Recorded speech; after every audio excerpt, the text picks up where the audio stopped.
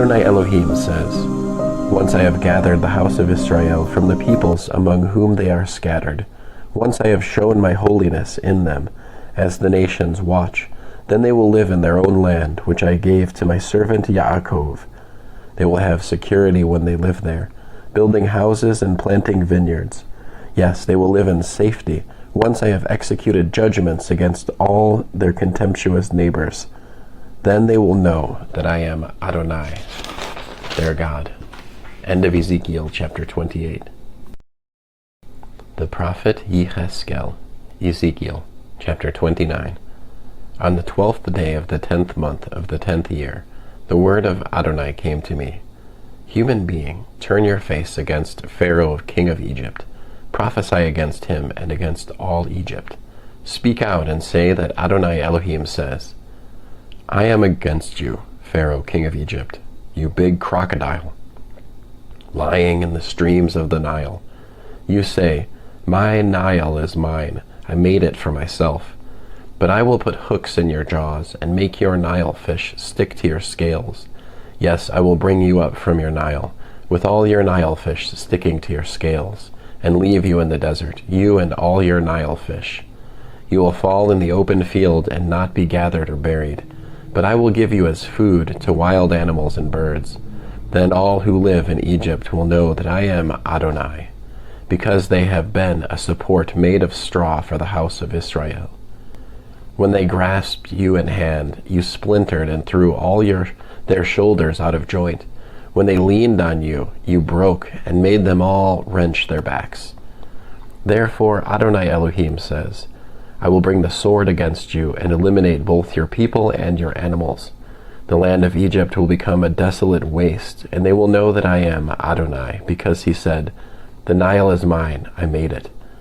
So I am against you and your Nile, and I will make the land of Egypt a totally desolate waste, from Migdol to Savina, all the way to the border of Ethiopia. No human foot will pass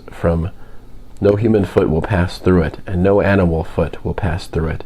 It will be uninhabited for 40 years. Yes, I will make the land of Egypt desolate, even when compared with other desolate countries. Likewise her cities in comparison with other ruined cities. They will be desolate 40 years. I will scatter the Egyptians among the nations, and disperse them through the countries. For this is what Adonai Elohim says. At the end of 40 years I will gather the Egyptians from the peoples where they were scattered. I will restore the fortunes of Egypt, and cause them to return to the land of their origin, Patros. But there they will be a humble kingdom, the humblest of kingdoms. They will never again dominate other nations. I will reduce them so that they never again rule other nations. Moreover, they will no longer be a source of confidence for Israel to turn to. Rather, it will only bring to mind their guilt in having turned to them before. Then they will know that I am Adonai Elohim.